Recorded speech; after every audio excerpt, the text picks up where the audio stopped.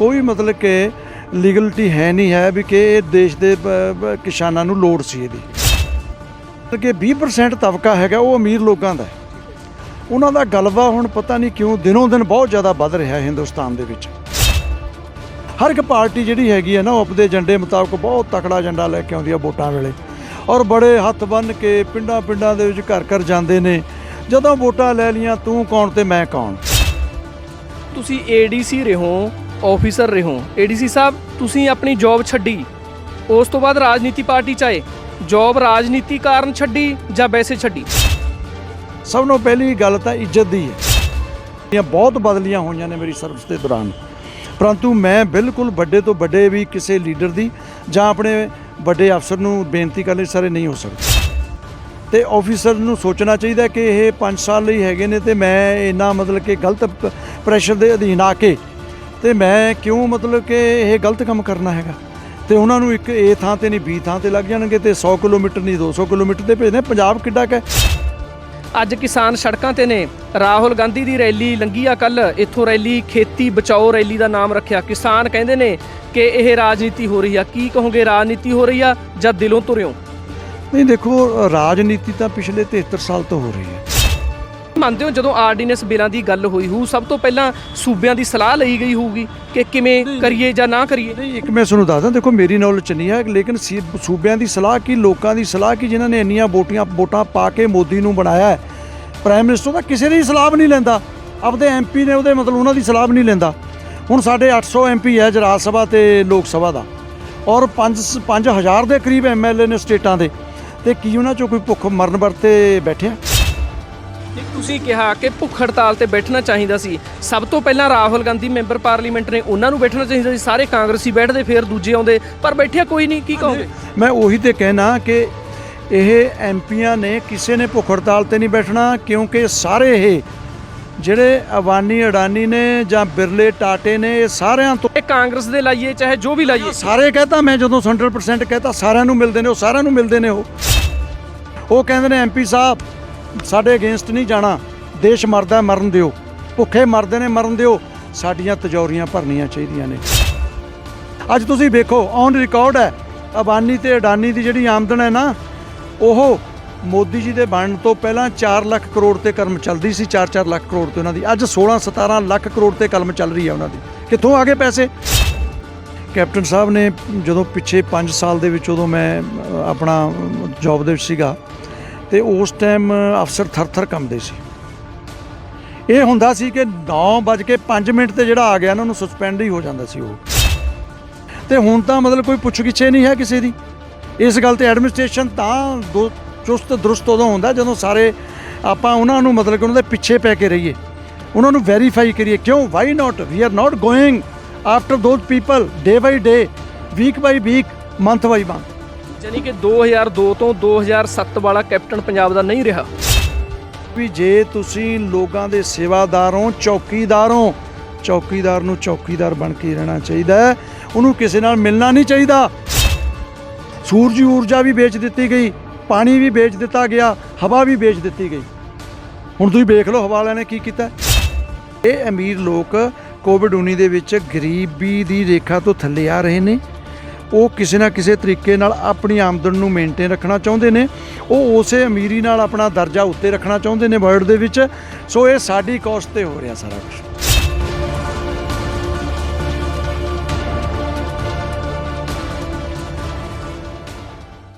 ਸਤਿ ਸ੍ਰੀ ਅਕਾਲ ਜੀ ਤੁਸੀਂ ਦੇਖ ਰਹੇ ਹੋ ਪੰਜਾਬੀ ਲੋਕ ਚੈਨਲ ਮੈਂ ਅਮਨਦੀਪ ਸਿੰਘ ਮਾਝਾ। ਅੱਜ ਗੱਲ ਕਰਦੇ ਹਾਂ ਰਾਜਨੀਤਿਕ ਪਾਰਟੀਆਂ ਦੀਆਂ। ਰਾਜਨੀਤਿਕ ਪਾਰਟੀਆਂ ਕਹਿ ਰਹੀਆਂ ਨੇ ਕਿ ਅਸੀਂ ਕਿਸਾਨਾਂ ਨਾਲ ਹਾਂ ਕਿਸਾਨਾਂ ਨਾਲ ਖੜੇ ਹਾਂ ਰੈਲੀਆਂ ਕਰ ਰਹੇ ਨੇ ਕਿ ਕਿਸਾਨਾਂ ਦੇ ਬਿੱਲ ਰੱਦ ਹੋਣੇ ਚਾਹੀਦੇ ਨੇ ਆਰਡੀਨੈਂਸ ਬਿੱਲ ਕਿਸਾਨਾਂ ਦੇ ਵਿਰੋਧੀ ਨੇ। ਸੋ ਬੀਜੇਪੀ ਪ੍ਰਧਾਨ ਮੰਤਰੀ ਨਰਿੰਦਰ ਮੋਦੀ ਦੀ ਹਜੇ ਤੱਕ ਕੋਈ ਸਟੇਟਮੈਂਟ ਨਹੀਂ ਆਈ ਕਿ ਕੀ ਸਿਸਟਮ ਆ। ਪੰਜਾਬ ਦੇ ਲੋਕ ਹਰਿਆਣੇ ਦੇ ਲੋਕ ਸੜਕਾਂ ਤੇ ਨੇ। ਇਸ ਸੰਬੰਧ 'ਚ ਗੱਲਬਾਤ ਜਾਰੀ ਆ। ਗੱਲਬਾਤ ਕਰਦੇ ਹਾਂ ਕਦੇ ਰਾਜਨੀਤਿਕ ਪਾਰਟੀ ਦੇ ਆਗੂ ਨਾਲ ਵੀ ਕਰਦੇ ਹਾਂ ਕਦੇ ਕਿਸਾਨਾਂ ਨਾਲ ਕਰਦੇ ਹਾਂ ਕਿ ਕਿਵੇਂ ਦਾ ਚੱਲ ਰਹੇ ਨੇ ਪ੍ਰਦਰਸ਼ਨ ਕਿਵੇਂ ਦੇ ਚੱਲ ਰਹੇ ਨੇ। ਸੋ ਸਾਡੇ ਨਾਲ ਅੱਜ ਕਾਂਗਰਸ ਪਾਰਟੀ ਦੇ ਸੀਨੀਅਰ ਆਗੂ ਸਟੇਟ ਜਨਰਲ ਸਕੱਤਰ ਮੌਜੂਦ ਨੇ ਮੌਜੂਦ ਨੇ ਸਟੇਟ ਜਨਰਲ ਸਕੱਤਰ ਜੋ ਜਿਨ੍ਹਾਂ ਨਾਲ ਗੱਲਬਾਤ ਕਰਾਂਗੇ। ਉਹ ਰਾਜਨੀਤੀ ਤੋਂ ਪਹਿਲਾਂ ADC ਰਹੇ ਨੇ, ਆਫੀਸਰ ਰਹੇ ਨੇ। ਸੋ ਸਾਡੇ ਨਾਲ ਬਲਵੰਤ ਸਿੰਘ ਸ਼ੇਰਗਿੱਲ ਮੌਜੂਦ ਨੇ, ਉਹਨਾਂ ਨਾਲ ਕਰਾਂਗੇ ਗੱਲਬਾਤ। ਬਲਵੰਤ ਸਿੰਘ ਸ਼ੇਰਗਿੱਲ ਜੀ, ਸਵਾਗਤ ਹੈ ਤੁਹਾਡਾ ਪੰਜਾਬੀ ਲੋਕ ਚੈਨਲ ਤੇ ਜੀ। ਬਹੁਤ ਮਿਹਰਬਾਨੀ ਜੀ ਤੁਹਾਡੀ। ਸਭ ਤੋਂ ਪਹਿਲਾਂ ਤੁਹਾਡਾ ਸਵਾਗਤ ਹੈ।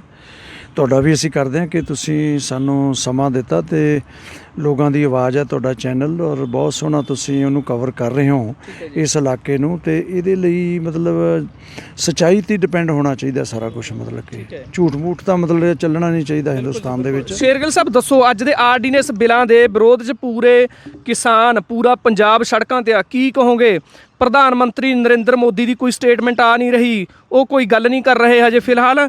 ਕੀ ਕਹੋਗੇ ਵੀ ਕਿਵੇਂ ਦਾ ਚੱਲ ਰਿਹਾ ਸਿਸਟਮ? ਪ੍ਰਦਰਸ਼ਨ ਵੀ ਚੱਲ ਰਹੇ ਨੇ, ਵਾਪਸ ਹੋਣੇ ਚਾਹੀਦੇ ਨੇ, ਨਹੀਂ ਹੋਣੇ ਚਾਹੀਦੇ ਨੇ, ਕਿੰਨੇ ਖਤਰਨਾਕ ਨੇ, ਕੀ ਕਹੋਗੇ? ਦੇਖੋ ਜੀ, ਜਿਹੜੇ ਇਹ ਤਿੰਨੇ ਆਰਡੀਨੈਂਸ ਖੇਤੀਬਾੜੀ ਤੇ ਇਹਨਾਂ ਨੇ 5 ਜੂਨ ਨੂੰ ਜੋ ਵੀ ਕੀਤਾ ਹੈਗਾ, ਤੇ ਉਹ ਬਹੁਤ ਹੀ ਇੱਕ ਸਾਡੇ ਦੇਸ਼ ਦੇ ਕਿਰਤੀ ਕਿਸਾਨਾਂ ਲਈ, ਸਾਰੇ ਵਰਗ ਦੇ 80% ਲੋਕਾਂ ਲਈ ਬਹੁਤ ਖਤਰਨਾਕ ਹੈ। ਤੇ ਇਹ ਪਹਿਲੇ 2 ਆਰਡੀਨੈਂਸਸ ਜਾਂ ਤੀਜੇ ਆਰਡੀਨੈਂਸਸ ਦੀ ਤਾਂ ਲੋੜ ਹੀ ਨਹੀਂ ਸੀ ਕੋਈ। ਨੰਬਰ 1 ਤਾਂ ਇਹਨਾਂ ਦੀ ਕੋਈ ਮਤਲਬ ਕਿ ਲੀਗਲਿਟੀ ਹੈ ਨਹੀਂ ਹੈ ਵੀ ਕਿ ਇਹ ਦੇਸ਼ ਦੇ ਕਿਸਾਨਾਂ ਨੂੰ ਲੋੜ ਸੀ ਇਹਦੀ, ਕਿਉਂਕਿ ਦੇਖੋ ਤੁਸੀਂ ਵੀ ਟ੍ਰੇਡ ਪ੍ਰੋਡਿਊਸ ਪਹਿਲਾਂ ਹੀ ਉਹ ਸਾਰਾ ਕੁਝ ਚੱਲ ਰਿਹਾ, ਸਾਡੀਆਂ ਮੰਡੀਆਂ ਸਾਰੀਆਂ ਚੱਲ ਰਹੀਆਂ ਨੇ, ਤੇ ਉਹ ਬਹੁਤ ਸੋਹਣਾ ਸਿਸਟਮ ਜਿਹੜਾ ਹੈਗਾ ਉਹ ਪੰਜਾਬ, ਹਰਿਆਣੇ ਤੇ ਪੱਛਮੀ ਯੂਪੀ ਦੇ ਵਿੱਚ ਹੈ, ਜਿੱਥੇ ਸਾਨੂੰ MSP ਜਿਹੜੀ 6% ਕਿਸਾਨਾਂ ਨੂੰ ਮਿਲਦੀ ਹੈ। ਹੁਣ ਤੁਸੀਂ ਇਹ ਵੇਖ ਲਓ ਫਿਰ ਅੱਗੇ ਕਿਸਾਨਾਂ ਨੂੰ ਸਿਕਿਉਰਿਟੀ ਜਾਂ ਉਹਨਾਂ ਦੀ ਵੈਲਫੇਅਰ ਕੀ ਕਰਨਗੇ? ਵੈਲਫੇਅਰ ਤਾਂ ਉਹਨਾਂ ਦੀ ਇਸੇ ਕਰਕੇ ਹੋ ਜਾਣੀ ਹੈ ਕਿ ਉਹਨਾਂ ਨੂੰ ਵੱਧ ਤੋਂ ਵੱਧ ਜਿਹੜੇ ਦੇਸ਼ ਦੇ ਮਤਲਬ ਅੰਨਦਾਤਾ ਨੇ, ਔਰ 80% ਲੋਕਾਂ 'ਚ ਕੰਜ਼ਿਊਮਰ ਵੀ ਵੱਧ ਤੋਂ ਵੱਧ ਮਤਲਬ ਕਿ ਖੇਤੀਬਾੜੀ ਤੇ ਉਹ ਸਾਡੇ ਕਿਰਤੀ ਕਿਸਾਨ, ਉਹਨਾਂ ਨਾਲ ਸਾਰੇ ਜਿੰਨੇ ਵੀ ਮਤਲਬ ਕੋਆਰਡੀਨੇਟ ਹੁੰਦੇ ਨੇ ਲੋਕ, ਉਹ ਸਾਰੇ ਕੰਜ਼ਿਊਮਰ ਵੀ ਨੇ। ਸੋ ਜਿਹੜਾ ਮਤਲਬ ਕਿ 20% ਤਬਕਾ ਹੈਗਾ ਉਹ ਅਮੀਰ ਲੋਕਾਂ ਦਾ ਹੈ। ਉਹਨਾਂ ਦਾ ਗਲਬਾ ਹੁਣ ਪਤਾ ਨਹੀਂ ਕਿਉਂ ਦਿਨੋਂ ਦਿਨ ਬਹੁਤ ਜ਼ਿਆਦਾ ਵੱਧ ਰਿਹਾ ਹਿੰਦੁਸਤਾਨ ਦੇ ਵਿੱਚ, ਕਿਉਂਕਿ ਇਹ ਜਿਹੜੇ ਮਾਡਲ ਨੇ, ਕੋਈ ਕਦੇ ਅਮਰੀਕਾ ਵਾਲੇ ਮਾਡਲ ਨੂੰ ਲੈ ਲੈਂਦੇ ਨੇ, ਕਦੇ ਕੋਈ ਕਿਸੇ ਸਟੇਟ ਦੇ ਮਾਡਲ ਨੂੰ ਲੈ ਲੈਂਦੇ ਨੇ, ਕਿਉਂਕਿ ਇੱਥੇ ਮਾਡਲ ਨਹੀਂ ਕੰਮ ਕਰਨਗੇ, ਕਿਉਂਕਿ ਦੇਸ਼ ਦੇ ਲੋਕ ਬਹੁਤ ਗਰੀਬੀ ਵੱਲ ਵੱਧ ਰਹੇ ਨੇ। ਤੇ ਹੁਣ ਤੁਸੀਂ ਇੱਕ ਵੇਖ ਲਓ ਵੀ ਜਿਹੜੇ ਬੰਦੇ ਪਹਿਲਾਂ 3 ਡੰਗ ਰੋਟੀ ਖਾਂਦੇ ਸੀ, ਅੱਜ ਉਹਨਾਂ ਨੂੰ 1 ਡੰਗ ਰੋਟੀ ਮਿਲਦੀ ਹੈ। ਤੇ ਇਹ COVID-19 ਦੇ ਵਿੱਚ ਆ ਕੇ, ਕਿਉਂਕਿ ਉਹਦੇ ਵਿੱਚ ਸਾਡੀ ਪੂੰਜੀ ਜਿਹੜੀ ਆ ਉਹ ਵੀ ਮਤਲਬ ਖਤਮ ਹੋ ਗਈ ਹੈ। ਤੁਸੀਂ ਕਹਿੰਦੇ ਹੋ ਗਰੀਬੀ ਆ ਗਈ, ਸੂਬੇ 'ਚ ਗਰੀਬੀ ਆਈ ਆ? ਦੇਖੋ, ਸੂਬੇ ਦੇ ਵਿੱਚ ਵੀ ਆਪਣੇ ਜਿਹੜੇ ਕਿਰਤੀ ਕਿਸਾਨ ਨੇ ਉਹ ਬਹੁਤ ਕਰਜ਼ਾਈ ਨੇ, ਤੇ ਅੱਜ ਸਾਡੇ ਸੂਬੇ ਦੇ ਵਿੱਚ 3 ਕਰੋੜ ਦੇ ਕਰੀਬ ਜਿਹੜੀ ਹੈਗੀ ਹੈ ਪੰਜਾਬ ਦੇ ਵਿੱਚ ਆਬਾਦੀ ਹੈ। 2 ਕਰੋੜ ਸਾਡੀ ਮਤਲਬ ਵੋਟਾਂ ਨੇ ਸਾਡੀਆਂ ਇੱਥੇ। ਹਰ ਇੱਕ ਪਾਰਟੀ ਜਿਹੜੀ ਹੈਗੀ ਹੈ ਨਾ, ਉਹ ਆਪਣੇ ਏਜੰਡੇ ਮੁਤਾਬਕ ਬਹੁਤ ਤਕੜਾ ਏਜੰਡਾ ਲੈ ਕੇ ਆਉਂਦੀ ਆ ਵੋਟਾਂ ਵੇਲੇ, ਔਰ ਬੜੇ ਹੱਥ ਬੰਨ੍ਹ ਕੇ ਪਿੰਡਾਂ ਦੇ ਵਿੱਚ ਘਰ ਜਾਂਦੇ ਨੇ। ਜਦੋਂ ਵੋਟਾਂ ਲੈ ਲਈਆਂ, ਤੂੰ ਕੌਣ ਤੇ ਮੈਂ ਕੌਣ। ਮੈਂ ਵੇਖਿਆ ਇਹ ਮਤਲਬ ਕਿ ਕਲਚਰ ਮਤਲਬ ਕਿ ਮਾੜਾ ਹੈਗਾ ਬਹੁਤ ਸਾਡੇ ਦੇਸ਼ ਦੇ ਲਈ। ਇਹ ਮਤਲਬ ਕਲਚਰ ਵਧੀਆ ਨਹੀਂ ਹੈ, ਸੂਬੇ ਲਈ ਵੀ ਵਧੀਆ ਨਹੀਂ ਹੈਗਾ। ਵੈਸੇ ਤੁਸੀਂ ADC ਰਹੇ ਹੋ, ਆਫੀਸਰ ਰਹੇ ਹੋ। ADC ਸਾਹਿਬ, ਤੁਸੀਂ ਆਪਣੀ ਜੌਬ ਛੱਡੀ, ਉਸ ਤੋਂ ਬਾਅਦ ਰਾਜਨੀਤੀ ਪਾਰਟੀ 'ਚ ਆਏ। ਜੌਬ ਰਾਜਨੀਤੀ ਕਾਰਨ ਛੱਡੀ ਜਾਂ ਵੈਸੇ ਛੱਡੀ? ਦੇਖੋ, ਮੈਂ ਉਧਰ ਜੌਬ ਤੇ ਕਈ ਸਾਲ ਕਰ ਲਈ ਸੀਗੀ, ਔਰ ਬੜੀ ਆਊਟਸਟੈਂਡਿੰਗ ਮੇਰੀਆਂ ਸਰਵਿਸਿਜ਼ ਸੀਗੀਆਂ। ਮੈਨੂੰ ਅਵਾਰਡ ਵੀ ਮਿਲੇ, ਸਟੇਟ ਅਵਾਰਡ ਵੀ ਮਿਲਿਆ, ਕੈਸ਼ ਅਵਾਰਡ ਵੀ ਮਿਲਿਆ ਕਿ ਉਸ ਟਾਈਮ ਦੇ ਗਵਰਨਰ ਸਾਹਿਬ ਨੇ ਦਿੱਤਾ ਸੀਗਾ। ਤੇ ਬਾਕੀ ਮੈਨੂੰ ਥੋੜ੍ਹਾ ਜਿਹਾ ਇਹ ਸੀ ਵੀ ਚਲੋ ਹੁਣ ਥੋੜ੍ਹੇ ਜਿਹਾ ਟਾਈਮ ਰਹਿੰਦਾ ਹੈਗਾ, ਤੇ ਮੈਂ ਹੁਣ ਥੋੜ੍ਹਾ ਜਿਹਾ ਜਿਵੇਂ ਪੋਲੀਟਿਕਸ ਦੇ ਵਿੱਚ ਬੜਾ ਮਤਲਬ ਹਾਹਾਕਾਰ ਮੱਚੀ ਪਈ ਹੈ ਕਿ ਕਾਫੀ ਇਲੀਗਲਟੀਜ਼ ਜਿਹੜੀਆਂ ਨੇ ਮਤਲਬ ਕਿ ਉਹ ਜਿੱਤਣ ਤੋਂ ਬਾਅਦ ਮਤਲਬ ਕਿ ਸਾਡੇ ਰਿਪਰੈਜ਼ੈਂਟੇਟਿਵ ਮਤਲਬ ਉਹਨਾਂ ਮਾਣ ਨਹੀਂ ਦੇ ਰਹੇ ਲੋਕਾਂ ਨੂੰ। ਸਭ ਤੋਂ ਪਹਿਲੀ ਗੱਲ ਤਾਂ ਇੱਜ਼ਤ ਦੀ ਹੈ, ਦੂਜਾ ਉਹਨਾਂ ਦੇ ਕੰਮ ਘਰੇ ਬੈਠਿਆਂ ਦੇ ਕੰਮ ਹੋਣ, ਤੀਜਾ ਉਹਨਾਂ ਦੀ ਇਮਾਨਦਾਰੀ ਨਾਲ ਕੰਮ ਹੋਣ।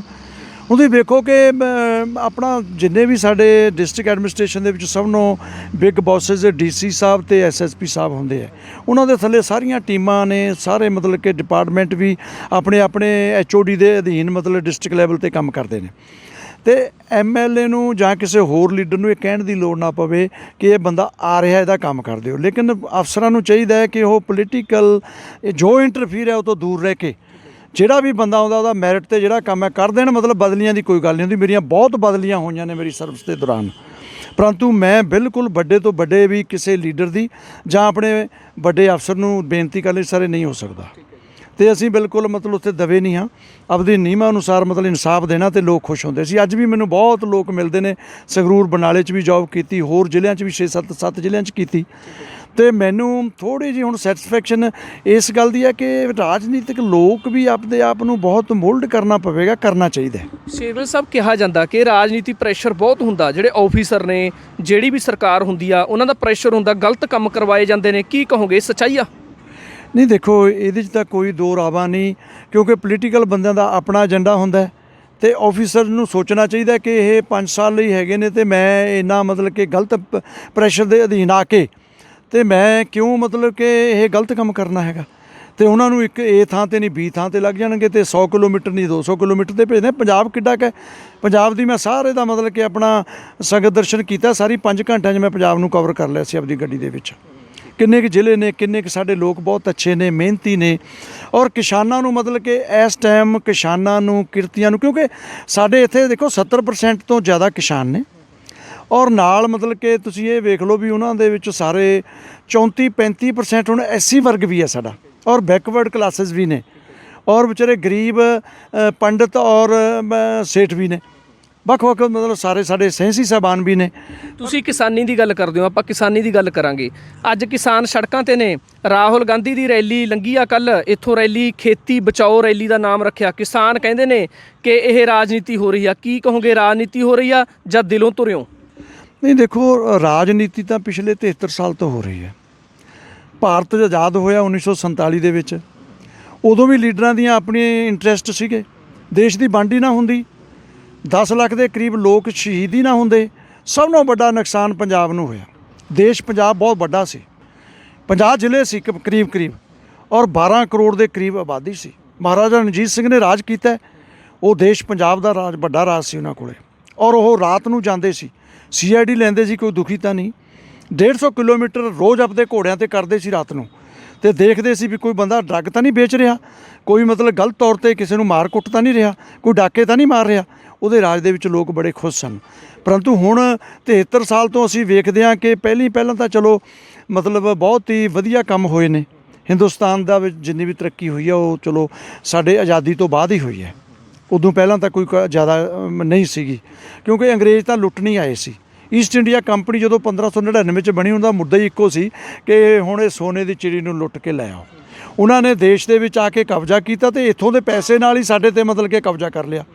ਔਰ ਫਿਰ ਸਭ ਨਾਲੋਂ ਵੱਡੀ ਗੱਲ ਪੰਜਾਬੀਆਂ ਦੀ ਹੈ, ਔਰ ਖਾਸ ਕਰਕੇ ਸਿੱਖਾਂ ਦੀ, ਜਿਨ੍ਹਾਂ ਨੇ ਵੱਡੀਆਂ ਕੁਰਬਾਨੀਆਂ ਆਜ਼ਾਦੀ ਦੇ ਵਿੱਚ ਦਿੱਤੀਆਂ।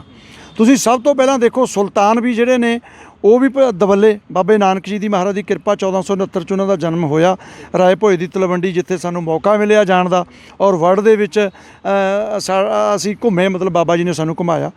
ਜਦੋਂ ਅਸੀਂ ਕਰਤਾਰਪੁਰ ਸਾਹਿਬ, ਕਰਤਾਰਪੁਰ ਕਰਤਾ ਵਸੈ ਸੰਤਨ ਕੈ ਪਾਸ, ਜੇ ਮਹਾਰਾਜ ਮਤਲਬ ਕਿ 20 ਰੁਪਏ ਨਾਲ ਸਾਰੀ ਦੁਨੀਆ ਦੇ ਵਿੱਚ ਉਹਨਾਂ ਦਾ ਲੰਗਰ ਚੱਲ ਰਿਹਾ ਹੈ। ਅੱਜ 800 ਕਰੋੜ ਦੇ ਕਰੀਬ ਆਬਾਦੀ ਹੈ, ਮਤਲਬ ਕਿ ਸਾਰੇ ਵਰਲਡ ਦੀ, ਤੇ ਸਾਡੀ ਵੀ 18-20% ਬਣਦੀ ਹੈ, ਤੇ ਅਸੀਂ ਅੱਜ 150 ਕਰੋੜ ਦੇ ਕਰੀਬ ਪਹੁੰਚਣ ਵਾਲੇ ਹਾਂ।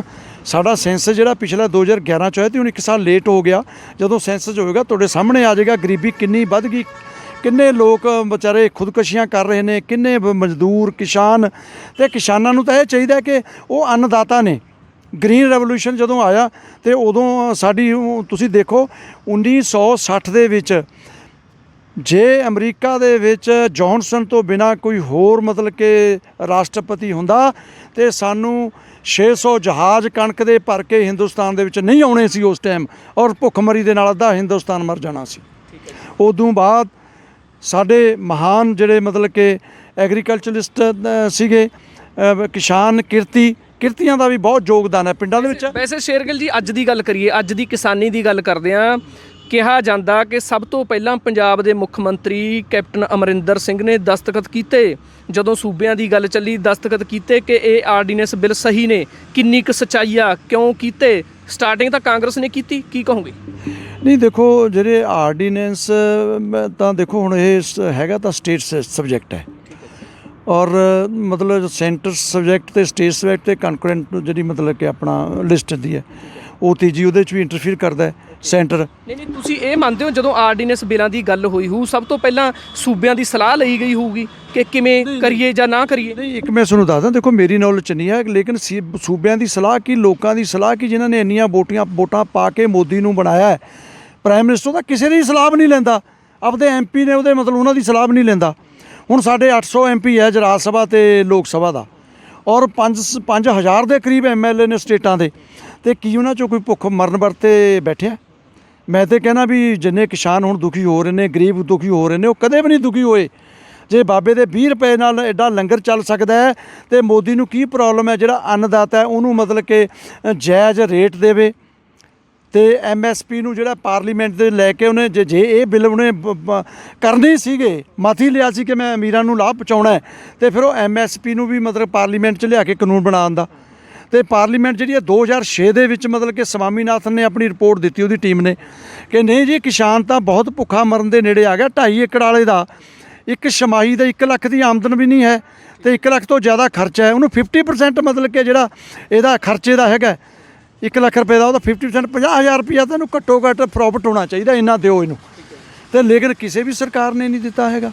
ਤੁਸੀਂ ਕਿਹਾ ਕਿ ਭੁੱਖ ਹੜਤਾਲ ਤੇ ਬੈਠਣਾ ਚਾਹੀਦਾ ਸੀ। ਸਭ ਤੋਂ ਪਹਿਲਾਂ ਰਾਹੁਲ ਗਾਂਧੀ ਮੈਂਬਰ ਪਾਰਲੀਮੈਂਟ ਨੇ, ਉਹਨਾਂ ਨੂੰ ਬੈਠਣਾ ਚਾਹੀਦਾ ਸੀ। ਸਾਰੇ ਕਾਂਗਰਸੀ ਬੈਠਦੇ, ਫਿਰ ਦੂਜੇ ਆਉਂਦੇ, ਪਰ ਬੈਠਿਆ ਕੋਈ ਨਹੀਂ। ਕੀ ਕਹੋਗੇ? ਮੈਂ ਉਹੀ ਤੇ ਕਹਿਣਾ ਕਿ ਇਹ ਐਮਪੀਆਂ ਨੇ ਕਿਸੇ ਨੇ ਭੁੱਖ ਹੜਤਾਲ ਤੇ ਨਹੀਂ ਬੈਠਣਾ, ਕਿਉਂਕਿ ਸਾਰੇ ਇਹ ਜਿਹੜੇ ਅਵਾਨੀ ਅਡਾਨੀ ਨੇ ਜਾਂ ਬਿਰਲੇ ਟਾਟੇ ਨੇ, ਇਹ ਸਾਰਿਆਂ ਤੋਂ, ਇਹ ਕਾਂਗਰਸ ਦੇ ਲਾਈਏ ਚਾਹੇ ਜੋ ਵੀ ਲਾਈਏ, ਸਾਰੇ ਕਹਤਾ। ਮੈਂ ਜਦੋਂ 100% ਕਹਤਾ ਸਾਰਿਆਂ ਨੂੰ ਮਿਲਦੇ ਨੇ, ਉਹ ਸਾਰਿਆਂ ਨੂੰ ਮਿਲਦੇ ਨੇ। ਉਹ ਕਹਿੰਦੇ ਨੇ ਐਮਪੀ ਸਾਹਿਬ ਸਾਡੇ ਅਗੇਂਸਟ ਨਹੀਂ ਜਾਣਾ, ਦੇਸ਼ ਮਰਦਾ ਮਰਨ ਦਿਓ, ਭੁੱਖੇ ਮਰਦੇ ਨੇ ਮਰਨ ਦਿਓ, ਸਾਡੀਆਂ ਤਿਜੋਰੀਆਂ ਭਰਨੀਆਂ ਚਾਹੀਦੀਆਂ ਨੇ। ਯਾਨੀ ਕਿ ਹੁਣ ਪਾਰਟੀਆਂ ਜਿਹੜੀਆਂ ਵੀ ਕੋਈ ਵੀ ਰੈਲੀਆਂ ਕਰ ਰਹੀਆਂ ਨੇ, ਉਹ ਸਾਰੇ ਡਰਾਮੇ ਨੇ।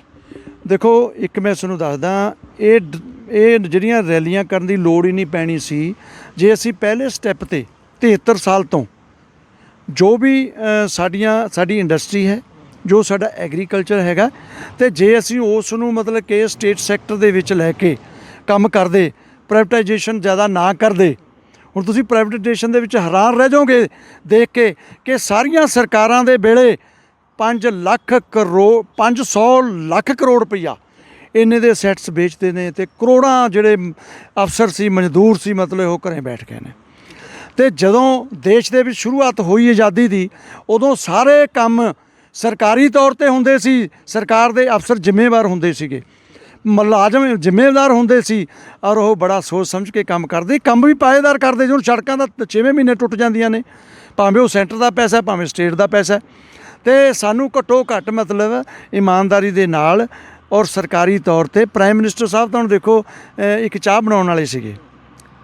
ਰੀਅਲੀ ਮੈਨੂੰ ਬੜਾ ਇਹ ਹੋਇਆ ਵੀ ਇਹ ਗਰੀਬ ਆਦਮੀ ਆ, ਗਰੀਬਾਂ ਦੀ ਮਦਦ ਕਰੂਗਾ। ਕਿਉਂਕਿ ਮੈਂ ਜਦੋਂ ਕਾਂਗਰਸ 'ਚ ਆਇਆ ਤੇ ਮੈਂ ਸਾਡੇ ਐਮਐਲਏ ਨੂੰ ਜਿਹੜਾ ਹੁਣ ਬਣਿਆ ਉਹਨੂੰ ਇੱਕੋ ਗੱਲ ਕਹੀ ਸੀ ਕਿ ਮੈਂ ਗਰੀਬਾਂ ਨਾਲ ਖੜੂੰਗਾ, ਮੈਂ ਗਰੀਬ ਦੀ ਗੱਲ ਸੁਣੂੰਗਾ।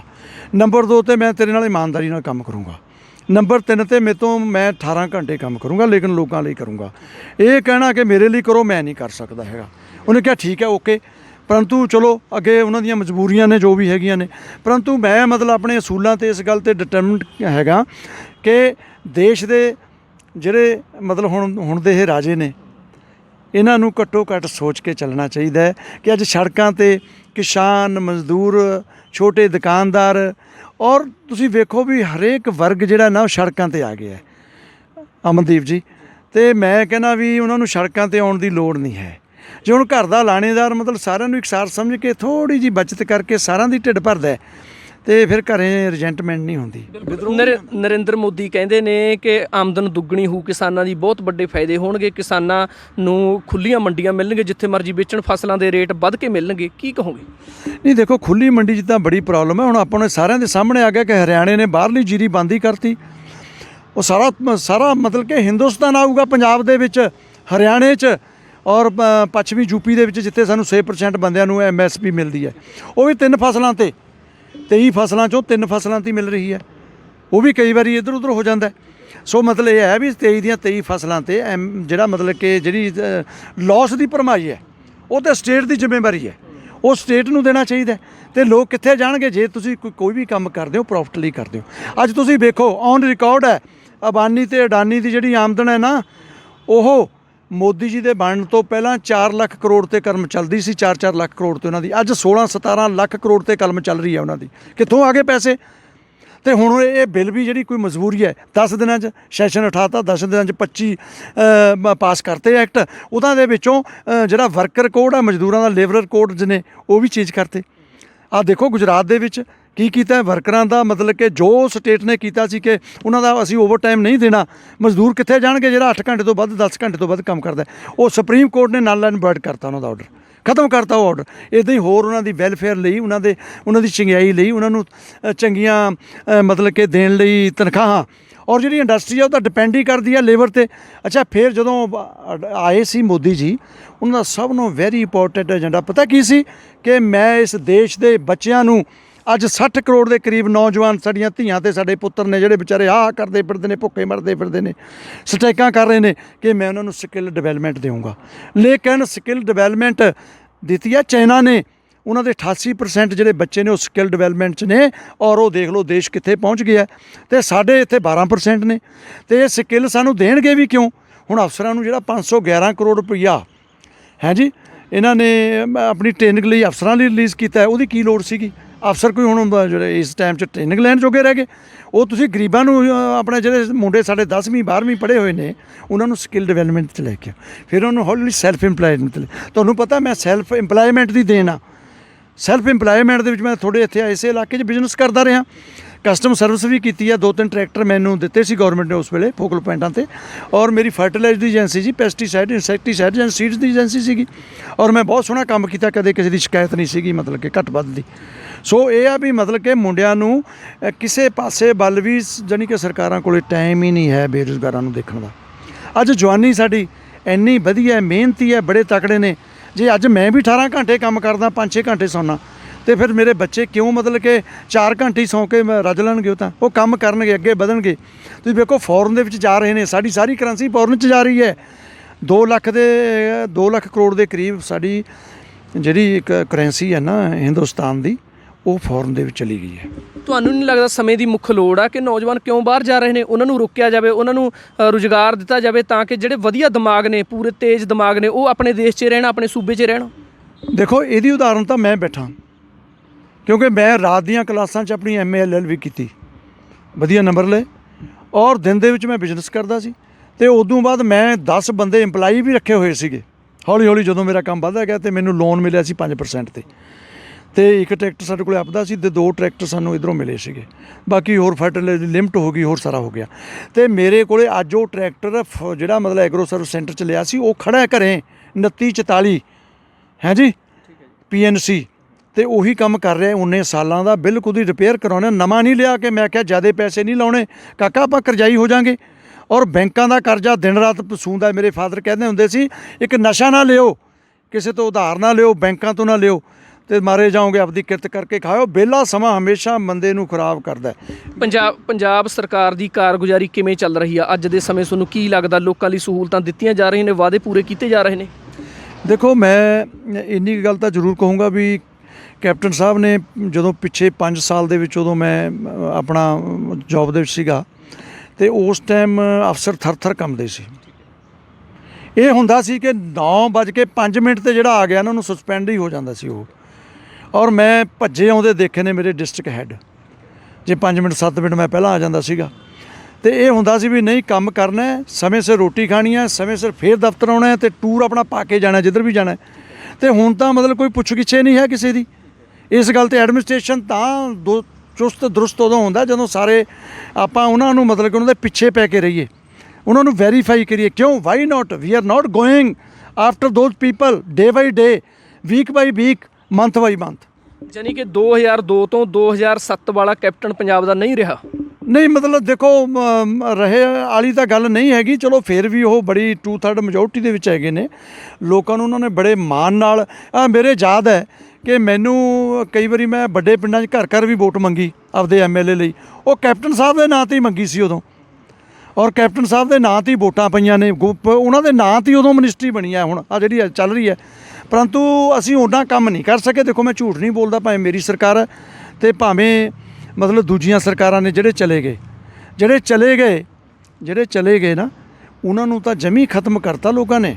ਜਿਹੜਾ ਕੋਈ ਆਪਦੇ ਧਰਮ ਨੂੰ ਨਹੀਂ ਬਚਾ ਸਕਦਾ ਅਤੇ ਆਪਦੀਆਂ ਬਿਉਂਤਾਂ ਬੁਣੀ ਜਾਂਦਾ ਕਿ ਮੈਂ ਐਂ ਕਾਮਯਾਬ ਹੂੰ, ਐਂ ਨਹੀਂ। ਲੋਕ ਸੱਚਾਈ ਨੂੰ ਜਾਣਦੇ ਹੁੰਦੇ ਨੇ। ਤੁਸੀਂ ਪਿੰਡਾਂ 'ਚ ਘੁੰਮਦੇ ਹੋ, ਤੁਹਾਨੂੰ ਕੀ ਲੱਗਦਾ ਸੂਬੇ ਦੇ ਲੋਕ ਕੈਪਟਨ ਦੀ ਸਰਕਾਰ ਤੋਂ ਸੰਤੁਸ਼ਟ ਨੇ? ਨਹੀਂ, ਦੇਖੋ, ਮਤਲਬ ਜਿੱਥੋਂ ਤੱਕ ਮੇਰਾ ਸਵਾਲ ਹੈਗਾ ਵੀ ਇੱਕ ਤਾਂ ਪੈਸੇ ਦੀ ਬੜੀ ਘਾਟ ਹੈ। ਜਿਹੜੀਆਂ ਮਤਲਬ ਲੋਕ ਭਲਾਈ ਸਕੀਮਾਂ ਨੇ ਉਹ ਵੀ ਸਮੇਂ ਸਿਰ ਪੈਸਾ ਸਾਨੂੰ ਮਤਲਬ ਸੈਂਟਰ ਨਹੀਂ ਦੇ ਰਿਹਾ। GST ਦੀ ਵੀ ਪ੍ਰੋਬਲਮ ਹੈ, GST ਦੀਆਂ ਕਿਸ਼ਤਾਂ ਵੀ ਨਹੀਂ ਦੇ ਰਹੇ ਹੋ। ਤੇ ਨੰਬਰ 2 ਤੇ ਮਤਲਬ ਸਾਨੂੰ ਕੋਈ ਫਾਈਨਾਂਸ ਕਮਿਸ਼ਨ ਦਾ ਪੈਸਾ ਨਹੀਂ ਮਿਲ ਰਿਹਾ। ਅੱਛਾ, ਜਿਹੜਾ ਮਤਲਬ ਕਿ ਮੋਦੀ ਨੇ ਸਭ ਤੋਂ ਵੱਡਾ ਟੈਕਸ ਮਤਲਬ ਕਿ ਉਹ 'ਤੇ ਲਾਇਆ ਡੀਜ਼ਲ ਤੇ, ਤੇਲ ਤੇ, ਡੀਜ਼ਲ ਪੈਟਰੋਲ ਤੇ, ਉਹ ਸਭ ਤੋਂ ਵੱਡੀ ਮਤਲਬ ਕਿ ਉਸਨੇ ਸਾਡੇ ਨਾਲ ਜ਼ੁਲਮ ਕੀਤਾ ਹੈ। ਉਹਦੇ ਵਿੱਚ ਜਿਹੜੀ 25 ਰੁਪਏ ਦੀ ਚੀਜ਼ ਆ ਉਹ ਸਾਨੂੰ ਅੱਜ 75 ਤੇ 80 ਰੁਪਏ ਦੀ ਮਿਲ ਰਹੀ ਹੈ, 82 ਰੁਪਏ ਦੀ ਮਿਲ ਰਹੀ ਹੈ। ਇਹ ਕਿਉਂ? ਉਹਨੂੰ ਵੀ GST ਦੇ ਵਿੱਚ ਲੈ ਲੈਣਾ ਚਾਹੀਦਾ ਸੀ। ਅੱਛਾ, ਜਿਹੜੀ GST ਹੈ ਉਹ ਕਿਸੇ ਹੋਰ ਤੇ ਫਰਕ ਨਹੀਂ, ਕੰਜ਼ਿਊਮਰ 'ਚ ਹੀ ਪੈਂਦਾ ਹੈ। ਕੌਣ ਕਹਿੰਦਾ ਕਿ ਵੱਡੇ ਵੱਡੇ ਬਿਜ਼ਨਸਮੈਨਾਂ 'ਤੇ ਉਹਦਾ ਅਸਰ ਪੈਂਦਾ? ਉਹ ਤਾਂ ਸਾਰਾ ਸਾਤੋਂ ਲੈਣਾ ਉਹਨਾਂ ਨੇ, ਜਿਹੜੇ ਅਸੀਂ ਯੂਜ਼ ਕਰਦੇ ਹਾਂ, ਵਰਤਦੇ ਹਾਂ ਚੀਜ਼ਾਂ। ਸੋ ਇਹ ਸਾਰਾ ਕੁਝ ਉੱਥੇ ਜਨਤਾ ਸਾਡੀ ਮਰ ਰਹੀ ਹੈ ਤੇ ਜਨਤਾ ਨੂੰ ਅੱਗੇ ਲਿਜਾਣ ਲਈ ਬਹੁਤ ਤਕੜੀਆਂ ਸਕੀਮਾਂ ਬਣਾਉਣੀਆਂ ਪੈਣਗੀਆਂ। ਅੱਜ ਮੈਂ ਤੁਹਾਨੂੰ ਸ਼ਰੇਆਮ ਕਹਿ ਦੇਣਾ ਕਿ 2022 ਦੇ ਵਿੱਚ, ਠੀਕ ਹੈ, ਤੇ ਹੁਣ ਦੇਖੋ ਕੇਜਰੀਵਾਲ ਹੈ, ਉਹ ਵੀ ਸਾਤੋਂ ਪਾਣੀ ਖੋਣ ਨੂੰ ਫਿਰਦਾ ਹੈ, ਕਹਿੰਦਾ ਹਰਿਆਣੇ ਨੂੰ ਇਹ ਦੇ ਦਿਓ, ਉਹ ਹਰਿਆਣੇ ਦਾ। ਤੇ ਫਿਰ ਕੇਜਰੀਵਾਲ ਜਿਹੜਾ ਕਹਿੰਦਾ ਸੀ ਮੈਂ ਸਰਕਾਰ ਬਣਾਊਂਗਾ, ਬੜੇ ਉਹਨੇ ਲਾਰੇ ਲਾਏ, ਬੜਾ ਕੁਛ ਕਿਹਾ, ਪਰੰਤੂ ਲੋਕਾਂ ਨੇ ਵੇਖ ਲਿਆ ਅਖੀਰ ਤੇ ਜਾ ਕੇ ਕੈਪਟਨ ਸਾਹਿਬ 'ਤੇ ਉਂਗਲੀ ਰੱਖੀ ਉਹਨਾਂ ਨੇ। ਤੇ ਉਹਨਾਂ ਨੇ ਦੇਖ ਲਿਆ ਵੀ ਜੇ ਹੁਣ ਸਾਨੂੰ ਪਤਾ ਲੱਗ ਗਿਆ 20 ਬੰਦੇ ਨਹੀਂ ਇਕੱਠੇ ਰਹੇ, 20 MLA ਤੇ 4 MP ਸੀਗੇ, ਉਹਨਾਂ 'ਚੋਂ ਇੱਕ ਭਗਵੰਤ ਮਾਨ ਆਇਆ। ਭਗਵੰਤ ਮਾਨ ਦਾ ਹੁਣ ਤੁਹਾਨੂੰ ਪਤਾ ਹੀ ਹੈ ਟੈਲੀਵਿਜ਼ਨ 'ਤੇ ਕੀ ਚੱਲ ਰਿਹਾ ਹੈ ਜੀ। ਔਰ ਕਿੰਨੇ NRI ਜੀ ਕਹਿੰਦੇ ਨੇ ਵੀ 115 ਕਰੋੜ ਰੁਪਈਆ ਆਇਆ ਸੀਗਾ, ਉਹ ਕਿੱਥੇ ਗਿਆ? ਜ਼ਮੀਨਾਂ ਖਰੀਦ ਲੀਆਂ, ਮਾਲ ਖਰੀਦ ਲਏ, ਅਮਰੀਕਾ 'ਚ ਖਰੀਦ ਲਏ, ਇੱਧਰ ਉੱਧਰ ਖਰੀਦ ਲਏ, ਪਤਾ ਨਹੀਂ ਰੱਬ ਜਾਣੇ ਕੀ ਕੀਤਾ ਕੀ ਨਹੀਂ। ਸੋ ਮੈਂ ਇਹ ਜਾਣਦਾ ਵੀ ਜੇ ਤੁਸੀਂ ਲੋਕਾਂ ਦੇ ਸੇਵਾਦਾਰ ਹੋ, ਚੌਕੀਦਾਰ ਹੋ, ਚੌਕੀਦਾਰ ਨੂੰ ਚੌਕੀਦਾਰ ਬਣ ਕੇ ਰਹਿਣਾ ਚਾਹੀਦਾ, ਉਹਨੂੰ ਕਿਸੇ ਨਾਲ ਮਿਲਣਾ ਨਹੀਂ ਚਾਹੀਦਾ। ਇਹ ਨਹੀਂ ਕਿ ਰਾਤੋਂ ਰਾਤ ਤੁਸੀਂ ਰੇਲ ਗੱਡੀਆਂ ਨੂੰ ਪ੍ਰਾਈਵੇਟਾਈਜੇਸ਼ਨ ਕਰਦੇ ਹੋ, ਰਾਤੋਂ ਰਾਤ ਕੋਲੇ ਦੀਆਂ ਖਾਨਾਂ ਨੂੰ ਦੇ ਦਿੰਦੇ ਹੋ ਤੁਸੀਂ। ਸਾਡੇ ਮਜ਼ਦੂਰ ਉੱਥੇ ਭੁੱਖੇ ਮਰਦੇ ਨੇ ਜਿਹੜੇ ਸਦੀਆਂ ਤੋਂ ਕੰਮ ਕਰਦੇ ਆ ਰਹੇ ਨੇ, ਤੇ ਸੋਨੇ ਦੀਆਂ ਖਾਨਾਂ ਨਹੀਂ ਹਨ ਸਾਡੇ ਕੋਲੇ ਜਿਹਦੇ ਨਾਲ ਅਸੀਂ ਇੰਨਾ ਉਹ ਕਰ ਲਾਂਗੇ। ਔਰ ਤੇਲ ਦੀਆਂ ਖਾਨਾਂ ਨਹੀਂ ਸਾਡੇ ਕੋਲੇ, ਕਿਉਂਕਿ ਸਾਡਾ ਵਿਦੇਸ਼ੀ ਕਰੰਸੀ ਮਤਲਬ ਜਿਹੜੀ ਸਾਨੂੰ ਬਹੁਤ ਇਨਵੈਸਟ ਕਰਨੀ ਪੈ ਰਹੀ ਹੈ ਤੇਲ 'ਤੇ ਵੀ, ਮਤਲਬ ਕਿ ਸਾਡਾ ਬਹੁਤ ਪੈਸਾ ਲੱਗ ਰਿਹਾ। ਫਿਰ ਸੂਈ ਤੱਕ ਤਾਂ ਉਰੇ ਬਣਦਾ ਨਹੀਂ ਸਾਡੇ ਕੋਲੇ ਹੈ। ਜਿਵੇਂ ਮੋਦੀ ਜੀ ਨੇ ਕਿਹਾ ਸੀ ਕਿ ਮੈਂ ਇੱਥੇ ਜਹਾਜ਼ ਵੀ ਬਣਾਊਂਗਾ, ਮੈਂ ਇੱਥੇ ਮਿਲਟਰੀ ਦੇ ਹੋਰ ਔਜ਼ਾਰ ਵੀ ਬਣਾਊਂਗਾ, ਤੇ ਮੈਂ ਜਿਹੜੀਆਂ ਮਤਲਬ ਕਿ ਨਵੀਆਂ ਤਕਨੀਕਾਂ ਕੱਢੂੰਗਾ, ਲੇਕਿਨ ਕੁਛ ਵੀ ਨਹੀਂ ਹੋਇਆ। ਸੂਰਜੀ ਊਰਜਾ ਵੀ ਵੇਚ ਦਿੱਤੀ ਗਈ, ਪਾਣੀ ਵੀ ਵੇਚ ਦਿੱਤਾ ਗਿਆ, ਹਵਾ ਵੀ ਵੇਚ ਦਿੱਤੀ ਗਈ। ਹੁਣ ਤੁਸੀਂ ਵੇਖ ਲਓ ਹਵਾ ਵਾਲਿਆਂ ਨੇ ਕੀ ਕੀਤਾ। ਜਿਹੜਾ ਮੁਫਤ ਸੀ ਅੱਜ ਅਸੀਂ ਪੌਣੇ 3 ਮਹੀਨੇ ਦਾ 600 ਰੁਪਈਆ ਭਰਦੇ ਹਾਂ, ਉਧਰ ਮੇਰਾ ਖਿਆਲ ਇਹ ਨਹੀਂ ਦੇ ਰਹੇ ਹਾਂ, ਏਅਰਟੈਲ ਵਗੈਰਾ ਇਹਨਾਂ ਨੂੰ ਵੀ, ਆਪਣਾ ਜੀਓ ਵਾਲਿਆਂ ਨੂੰ। ਤੇ ਫਿਰ ਅਡਾਨੀ ਨੂੰ ਕਰੋੜਾਂ ਰੁਪਈਆ ਦੇਤਾ। ਉਹ ਕਹਿੰਦਾ ਵੀ ਮੈਂ ਆਪਣੇ ਕੋਲੋਂ 1,12,000 ਕਰੋੜ ਰੁਪਈਆ ਆਪ ਪਾਊਂਗਾ, ਤੇ ਮੋਦੀ ਜੀ ਨੇ ਉਹਨੂੰ 50 ਲੱਖ ਕਰੋੜ ਰੁਪਈਆ ਰਿਲੀਜ਼ ਕਰਤਾ। ਉਹ ਕਹਿੰਦਾ ਮੈਂ 450 ਮੁੰਡੇ ਭਰਤੀ ਕਰੂੰਗਾ, ਨੌਜਵਾਨ। ਕਿਹੜਾ ਭਰਤੀ ਕੀਤਾ? ਕਿੰਨੇ ਦਿਨ ਹੋ ਗਏ ਚੈੱਕ ਗਏ ਨੂੰ? ਕੋਈ ਨਹੀਂ ਇੱਥੇ ਕਰਦਾ ਹੈਗਾ। ਇਹ ਸਾਰੀਆਂ ਗੱਲਾਂ ਹੀ ਨੇ। ਇਹ ਅਮੀਰ ਲੋਕ ਕੋਵਿਡ-19 ਦੇ ਵਿੱਚ ਗਰੀਬੀ ਦੀ ਰੇਖਾ ਤੋਂ ਥੱਲੇ ਆ ਰਹੇ ਨੇ। ਉਹ ਕਿਸੇ ਨਾ ਕਿਸੇ ਤਰੀਕੇ ਨਾਲ ਆਪਣੀ ਆਮਦਨ ਨੂੰ ਮੇਨਟੇਨ ਰੱਖਣਾ ਚਾਹੁੰਦੇ ਨੇ, ਉਹ ਉਸੇ ਅਮੀਰੀ ਨਾਲ ਆਪਣਾ ਦਰਜਾ ਉੱਤੇ ਰੱਖਣਾ ਚਾਹੁੰਦੇ ਨੇ ਵਰਲਡ ਦੇ ਵਿੱਚ। ਸੋ ਇਹ ਸਾਡੀ ਕੋਸਟ 'ਤੇ ਹੋ ਰਿਹਾ ਸਾਰਾ ਕੁਝ। ਠੀਕ ਹੈ, ਤੁਸੀਂ ਕਾਂਗਰਸ ਪਾਰਟੀ 'ਚੋਂ, ਕਾਂਗਰਸ ਸੱਤਾਧਾਰੀ ਸਰਕਾਰ ਆ ਮੌਕੇ ਦੀ ਸੂਬੇ 'ਚ, ਕੀ ਸਟੈਂਡ ਆ? ਸਰਕਾਰ ਕੀ ਸਟੈਂਡ ਲਊ ਕਿਸਾਨਾਂ ਪ੍ਰਤੀ? ਦੇਖੋ, ਸਰਕਾਰ ਨੇ ਤਾਂ ਕਿਸਾਨਾਂ ਦੇ ਨਾਲ ਹੀ ਖੜੀ ਹੈ ਜਿੰਨਾ ਕੁ ਹੋ ਸਕਦਾ ਉਹਨਾਂ ਤੋਂ। ਤੇ ਹੁਣ ਮਤਲਬ ਇਹ ਹੈ ਵੀ ਕਿਸਾਨਾਂ ਦੀ ਮੰਗ ਇਹ ਹੈ ਵੀ ਤੁਸੀਂ ਸਾਨੂੰ ਅਸੈਂਬਲੀ ਦੇ ਵਿੱਚ ਕੋਈ ਬਿੱਲ ਸਾਡਾ ਇਹ ਪਾਸ ਕਰ ਦਿਓ ਕਿ ਜਿਹੜੇ ਆਰਡੀਨੈਂਸਸ ਨੇ ਅਸੀਂ ਲਾਗੂ ਨਹੀਂ ਕਰਨੇ। ਹੁਣ ਤੁਸੀਂ ਦੇਖੋ ਵੀ ਇਹਨਾਂ ਦੀ ਮੈਨੂੰ ਤਾਂ ਲੋੜ ਹੀ ਨਹੀਂ। ਤੁਸੀਂ ਇੱਕ ਸਭ ਨਾਲੋਂ ਡੇਂਜਰਸ ਜਿਹੜਾ ਮਤਲਬ ਕਿ ਆਪਣਾ ਐਸੈਂਸ਼ੀਅਲ ਕਮੋਡਿਟੀ ਐਕਟ 1955 ਬਦਲਿਆ ਨਾ, ਉਹਦੇ ਨਾਲ ਤਾਂ ਹਾਹਾਕਾਰ ਮਚ ਜੂਗੀ। ਕਿਸੇ ਤੇ ਕੋਈ ਕੰਟਰੋਲ ਹੀ ਨਹੀਂ, ਕੋਈ ਮਤਲਬ ਸਾਡੀ ਵਿਜੀਲੈਂਸ ਨਹੀਂ, ਉਸ 'ਤੇ ਕੋਈ ਸਾਡਾ ਕੰਟਰੋਲ ਨਹੀਂ, ਅਸੀਂ ਉਹਨੂੰ ਚੈੱਕ ਨਹੀਂ ਕਰ ਸਕਦੇ ਉਹਨਾਂ ਨੂੰ। ਉਹ ਮਤਲਬ ਚਾਹੇ ਸਾਰੀ ਦੁਨੀਆ ਦੀ ਚੀਜ਼ ਲਿਆ ਕੇ ਰੱਖ ਲੈਣ ਆਪਣੇ ਗਰਾਊਂਡ 'ਚ, ਅਸੀਂ ਉਹਨੂੰ ਉਹ ਹੀ ਨਹੀਂ ਕਹਿ ਸਕਦੇ। ਆਲੂ ਹੈ, ਪਿਆਜ਼ ਹੈ, ਜਾਂ ਮਤਲਬ ਸਾਡਾ ਆਪਣੇ ਹਰ ਤਰ੍ਹਾਂ ਦਾ ਭੋਜਨ ਹੈ ਆਪਣੇ, ਠੀਕ ਹੈ ਨਾ ਜੀ। ਤੇ ਬਾਕੀ ਸਬਜ਼ੀਆਂ ਨੇ, ਤੇ ਇੱਥੇ ਕੋਈ ਘਾਟ ਨਹੀਂ ਹੈ ਹਿੰਦੁਸਤਾਨ ਦੇ ਵਿੱਚ, ਨੀਤ ਦੀ ਘਾਟ ਹੈ। ਤੇ ਮੋਦੀ ਜੀ ਨੂੰ ਮਤਲਬ ਚਾਹੀਦਾ ਸੀ ਕਿ ਉਹ ਆਪਣੀਆਂ ਸਟੇਟਾਂ ਨੂੰ ਕੁਛ ਨਾ ਕੁਛ ਦਿੰਦਾ, ਕਿਉਂਕਿ ਸਟੇਟਾਂ ਵੀ ਗਰੀਬ ਹੁੰਦੀਆਂ ਜਾ ਰਹੀਆਂ, ਸਟੇਟਾਂ ਕੋਲੇ ਕੋਈ ਇੰਨੀ ਇਨਕਮ ਨਹੀਂ। ਹਾਂ, ਮੈਂ ਇੱਕ ਜ਼ਰੂਰ ਕਹਿ ਸਕਦਾ, ਮੈਂ ਵੈਰੀਫਾਈ ਕੀਤਾ ਸਾਰੇ ਡਿਪਾਰਟਮੈਂਟਸ ਨੂੰ। ਮੈਂ 4-5 ਮਹੀਨੇ ਬਹੁਤ ਮਤਲਬ ਮਿਹਨਤ ਕੀਤੀ ਹੈ। ਮੈਂ ਹਰ ਇੱਕ ਚੀਜ਼ 'ਤੇ ਮਤਲਬ ਆਪਣੇ ਆਪ ਨੂੰ ਅਪ ਟੂ ਡੇਟ ਕੀਤਾ, ਜਿੱਥੋਂ ਮਰਜ਼ੀ ਕੁਐਸਚਨ ਪੁੱਛ ਲਓ, ਔਨ ਫੈਕਟਸ ਦੇਊਂਗਾ ਤੁਹਾਨੂੰ। ਤੇ ਇਹਦੇ ਵਿੱਚ ਚਾਹੀਦਾ ਤਾਂ ਇਹ ਸੀਗਾ ਵੀ ਮਤਲਬ ਘੱਟੋ ਘੱਟ ਜਿਹੜਾ ਮਤਲਬ ਕਿ ਆਪਣਾ ਹੈ ਮੋਦੀ ਜੀ ਨੂੰ, ਕਿ ਉਹ ਘੱਟੋ ਘੱਟ ਜਿਹੜਾ ਇੰਨਾ ਘਾਟਾ ਪਿਆ ਨਾ ਸਟੇਟਾਂ ਨੂੰ। ਨੰਬਰ 1 ਤਾਂ ਕੋਵਿਡ-19 ਦੇ ਵਿੱਚ ਜਿਹੜੀਆਂ 30 ਮਿਊਨਿਸਪਲ ਕਾਰਪੋਰੇਸ਼ਨ ਸੀਗੀਆਂ ਜਿਨ੍ਹਾਂ ਦੇ ਵਿੱਚ 80% ਕੇਸ ਸੀਗੇ, ਉਹਨਾਂ 'ਤੇ ਜ਼ਿਆਦਾ ਜ਼ੋਰ ਦੇ ਕੇ ਉਹਨੂੰ ਕੰਟਰੋਲ ਕਰਕੇ ਥੋੜ੍ਹੀ ਜਿਹੀ ਇਕੋਨਮੀ ਸਾਡੀ ਡਾਊਨ ਚਲੀ ਗਈ। ਔਰ ਲੇਕਿਨ ਸਾਡੀ ਇੱਜ਼ਤ ਕਿਹਨੇ ਰੱਖੀ? ਕਿਸਾਨਾਂ ਨੇ। ਅੱਜ ਕਿਸਾਨਾਂ ਨੇ ਦੇਖੋ ਤੁਸੀਂ 1980 ਦੇ ਵਿੱਚ +35 ਸਿਰਫ ਐਗਰੀਕਲਚਰ ਦੀ ਸੀਗੀ, ਹੋਰ ਸਾਰੇ ਥੱਲੇ ਹੀ ਥੱਲੇ ਸੀਗੇ। ਅੱਛਾ ਹੁਣ ਕੰਸਟਰਕਸ਼ਨ ਦੇ ਵਿੱਚ 50% ਥੱਲੇ ਅਸੀਂ ਮਤਲਬ ਸਾਨੂੰ ਘਾਟਾ ਪਿਆ। ਹੋਰ ਕਈ ਮਤਲਬ ਮੈਂ ਹੁਣ ਤੋਂ ਪਿੱਛੇ ਜੇ ਇਹਨਾਂ ਨੇ ਕੰਸਟਰਕਸ਼ਨ ਕਰ ਰਹੇ ਨੇ ਉਹਦੇ ਲੋਨਿੰਗ ਜਿਹੜੀ ਹੈਗੀ ਹੈ ਕਿ ਉਹ 'ਤੇ ਇੰਟਰਸਟ ਨਾ ਲਾਓ ਜੀ, ਉਹਨਾਂ ਤੋਂ ਪੈਸੇ ਨਾ ਲਓ। ਬੈਡ ਲੋਨਸ ਪਤਾ ਕਿੰਨੇ ਹੋ ਗਏ? ਅੱਜ ਵਾਈਟ ਪੇਪਰ ਮੋਦੀ ਜੀ ਜੇ ਮੇਰੀ ਸੁਣਦੇ ਹੋਣ ਤਾਂ ਕਿਰਪਾ ਕਰਕੇ ਮੈਂ ਹੱਥ ਬੰਨ੍ਹ ਕੇ ਬੇਨਤੀ ਕਰਦਾ ਕਿ ਤੁਸੀਂ ਵਾਈਟ ਪੇਪਰ ਦਿਓ ਸਾਨੂੰ, ਜਿਹੜੀਆਂ ਸਰਕਾਰੀ ਬੈਂਕਾਂ ਤੇ ਪ੍ਰਾਈਵੇਟ ਬੈਂਕਾਂ ਨੇ, ਅਤੇ ਉਹਨਾਂ ਦੇ ਉੱਤੇ ਜਿਹੜਾ 10% ਦੇ ਕਰੀਬ NPA ਨਾਨ ਪਰਫਾਰਮਿੰਗ ਅਸੈਟਸ ਕਿਹਾ ਜਾਂਦਾ ਉਹਨਾਂ ਨੂੰ, ਬੈਡ ਲੋਨ ਕਹਿੰਦੇ ਨੇ। ਜੇ ਕੋਈ ਵਿਚਾਰਾ ਗਰੀਬ ਕਿਸਾਨ SC ਜਾਂ ਬੈਕਵਰਡ ਕਲਾਸਿਸ ਦਾ ਜਾਂ ਮੇਰੇ ਵਰਗਾ ਕੋਈ ਗਰੀਬ ਆਦਮੀ 5000 ਦਾ ਮਤਲਬ ਕਿ ਬੈਂਕ ਦਾ ਕਰਜ਼ਈ ਹੋ ਜਾਂਦਾ ਹੈ ਅਤੇ ਉਹਦੇ ਬਰੰਟ ਕੱਢ ਕੇ ਉਹਦੀ ਫੋਟੋ ਲਾ ਕੇ ਦਿਖਾਉਂਦੇ ਨੇ ਕੰਧਾਂ 'ਤੇ। ਲੇਕਿਨ ਸੁਪਰੀਮ ਕੋਰਟ ਦੇ ਆਰਡਰ ਕੀਤੇ ਹੋਏ ਕਿ ਜਿਹੜੇ ਅਮੀਰ ਲੋਕ 20% ਬੈਠੇ ਨੇ, ਬੈਂਕਾਂ ਉਹਨਾਂ ਨੇ ਲੁੱਟ ਲੀਆਂ ਨੇ ਸਾਰੀਆਂ, ਉਹਨਾਂ ਨੂੰ ਇਹ ਲੋਨ ਮਿਲਦਾ, ਗਰੀਬ ਨੂੰ ਕਿਸੇ ਨੂੰ ਲੋਨ ਨਹੀਂ ਮਿਲਦਾ ਬੈਂਕਾਂ ਦੇ ਵਿੱਚੋਂ। ਕਹਿੰਦੇ ਯਾਰ ਚੱਲ ਕੋਈ ਨਾ, ਇਹ ਮੋਦੀ ਸਾਹਿਬ ਦੇ ਹੁਕਮ ਨੇ, ਪਰ ਸਿਕਿਉਰਿਟੀ ਤਾਂ ਦੇ ਸਾਨੂੰ ਥੋੜ੍ਹੀ ਘਣੀ, ਤੂੰ ਐਵੇਂ ਨਾ ਭਾਜੇ ਕਿਧਰੇ। ਇਹ ਵੀ ਕੋਈ ਗੱਲ ਹੈ ਕਿਤੇ? ਜਦੋਂ ਉਹਨਾਂ ਨੇ ਹੁਕਮ ਕਰਤਾ ਵੀ ਬਿਨਾਂ ਸਿਕਿਉਰਿਟੀ ਲਏ ਇਹਨਾਂ ਨੂੰ ਮਤਲਬ ਦਿਓ 10,000 ਰੁਪਇਆ ਰੇਹੜੀ ਫੇੜੀ ਵਾਲਿਆਂ ਨੂੰ, ਠੀਕ ਹੈ, ਨਹੀਂ ਦਿੱਤਾ ਜਾ ਰਿਹਾ, ਕੋਈ ਬੈਂਕ ਨਹੀਂ ਮਤਲਬ ਕਰਦੀ। ਹੁਣ ਤੁਸੀਂ ਦੇਖੋ ਵੀ ਬੈਂਕਾਂ ਦੇ ਵਿੱਚ ਇਸ ਟਾਈਮ 20% ਦੇ ਕਰੀਬ NPA ਵੱਧ ਗਿਆ। ਅੱਜ ਦੀ ਘੜੀ 'ਚ 22-23 ਲੱਖ ਕਰੋੜ ਤੋਂ ਉੱਪਰ NPA ਆ ਗਿਆ। 22-23 ਲੱਖ ਕਰੋੜ ਬੈਂਕਾਂ ਦਾ ਚਲਾ ਗਿਆ। ਬੈਂਕਾਂ 'ਚ ਪੈਸਾ ਕਿਹਦਾ? ਉਹ ਸਾਡਾ ਜਿਹੜੇ ਡਿਪੋਜ਼ਿਟ ਕਰਾਉਂਦੇ ਆ, ਡਿਪੋਜ਼ਿਟ ਕਰਾਉਣ ਵਾਲਿਆਂ ਨੂੰ ਸੀਨੀਅਰ ਸਿਟੀਜ਼ਨ ਦੀ ਕੋਈ ਪੁੱਛ ਨਹੀਂ, ਉਹਨਾਂ ਦੇ ਰੇਟ ਆਫ ਇੰਟਰਸਟ ਡਾਊਨ ਕਰਤਾ। ਇਸਤਰੀਆਂ ਦੀ ਕੋਈ ਪੁੱਛ ਨਹੀਂ ਮਤਲਬ ਕਿ ਹੈਗੀ ਹੈ ਬਜਟ ਦੇ ਵਿੱਚ। ਜਿਹੜਾ 20 ਲੱਖ ਕਰੋੜ ਰੁਪਈਆ ਅਨਾਉਂਸ ਕੀਤਾ ਸੀ ਉਹਦੇ 'ਚ ਹੈ ਹੀ ਕੁਛ ਨਹੀਂ, ਕਿਸੇ ਨੂੰ ਕੁਛ ਨਹੀਂ ਮਿਲਿਆ। ਸ਼ੇਰਗਿੱਲ ਜੀ, ਕੀ ਸੁਝਾਅ ਦੇਵੋਗੇ ਕੇਂਦਰ ਸਰਕਾਰ ਨੂੰ, ਭਾਰਤ ਦੇ ਪ੍ਰਧਾਨ ਮੰਤਰੀ ਨਰਿੰਦਰ ਮੋਦੀ ਨੂੰ ਕੀ ਸੁਝਾਅ ਦੇਵੋਗੇ ਕਿਸਾਨਾਂ ਲਈ? ਪੰਜਾਬ ਤੇ ਹਰਿਆਣਾ ਦੇ ਕਿਸਾਨ ਸੜਕਾਂ 'ਤੇ ਨੇ, ਕੀ ਕਹੋਗੇ? ਦੇਖੋ ਮੈਂ ਤਾਂ ਇਹ ਕਹਿਣਾ ਵੀ ਸਾਡਾ ਦੇਸ਼, ਭਾਰਤ ਦੇਸ਼, ਹਿੰਦੁਸਤਾਨ ਸਾਰੇ ਮਤਲਬ ਕਿ ਇੱਕ 80% ਦੇ ਕਰੀਬ ਅਸੀਂ ਪੜ੍ਹਦੇ ਹੁੰਦੇ ਸਾਂ ਕਿ ਇੱਥੇ ਕਿਸਾਨ ਨੇ, ਮਜ਼ਦੂਰ ਨੇ, ਕਿਰਤ ਕਰਕੇ ਖਾਂਦੇ ਨੇ, ਅਤੇ ਉਹ 80% ਲੋਕਾਂ ਲਈ ਤਾਂ ਮਤਲਬ ਇਹਨੂੰ ਕੁਛ ਨਾ ਕੁਛ ਕਰਨਾ ਚਾਹੀਦਾ। ਜਿਨ੍ਹਾਂ ਨੇ 2 ਵਾਰੀ ਇੰਨੀ ਮੈਜੋਰਟੀ ਦੇ ਨਾਲ ਇਹਨਾਂ ਨੂੰ ਇੰਨੀਆਂ ਵੋਟਾਂ ਦਿੱਤੀਆਂ ਨੇ, ਐਡੀ ਇਹਦੀ ਇੱਜ਼ਤ ਬਣਾਈ ਹੈ ਵਰਲਡ ਦੇ ਵਿੱਚ, ਪੁੱਛੋ ਹੀ ਨਾ। ਅਤੇ ਹੁਣ ਮੋਦੀ ਜੀ ਨੂੰ ਇੱਦਾਂ ਨਹੀਂ ਕਰਨਾ ਚਾਹੀਦਾ। ਮੈਂ ਤਾਂ ਇਹ ਕਹੂੰਗਾ ਵੀ ਖੁੱਲ੍ਹ ਦਿਲੀ ਨਾਲ ਗਰੀਬਾਂ ਨੂੰ ਕੈਸ਼ ਮਤਲਬ ਜਿਹੜਾ ਹੈਗਾ ਉਹ ਤੂੰ ਕਿਵੇਂ ਕਰ, ਉਹਨਾਂ ਨੂੰ 10-10,000 ਰੁਪਈਆ ਉਹਨਾਂ ਦੇ ਖਾਤਿਆਂ 'ਚ ਪਾਓ, ਬਿਲੋ ਪਾਵਰਟੀ ਲਾਈਨ ਜਿਹੜੇ ਲੋਕ ਨੇ। ਬਾਕੀ ਖੇਤੀ ਆਰਡੀਨੈਂਸ ਬਿੱਲ ਤੁਰੰਤ ਰੱਦ ਹੋਣੇ ਚਾਹੀਦੇ ਨੇ। ਦੇਖੋ ਇਹ ਬਿੱਲਾਂ ਦੀ ਤਾਂ ਕੋਈ ਅਹਿਮੀਅਤ ਨਹੀਂ ਹੈ, ਇਹ ਤਾਂ ਲਾਗੂ ਹੀ ਨਹੀਂ ਹੋ ਸਕਦੇ। ਹਿੰਦੁਸਤਾਨ ਵੱਢ ਟੁੱਕ ਕੇ ਮਰ ਜੂਗਾ। ਅਤੇ ਹੁਣ ਮਤਲਬ ਇਦੋਂ ਬਾਅਦ ਕੀ ਕਰਨਗੇ ਲੋਕ? ਮਰਜੀਵੜਿਆਂ ਨੂੰ ਮਤਲਬ ਕਿ ਸ਼ੁਰੂਆਤ ਕਰਨਗੇ।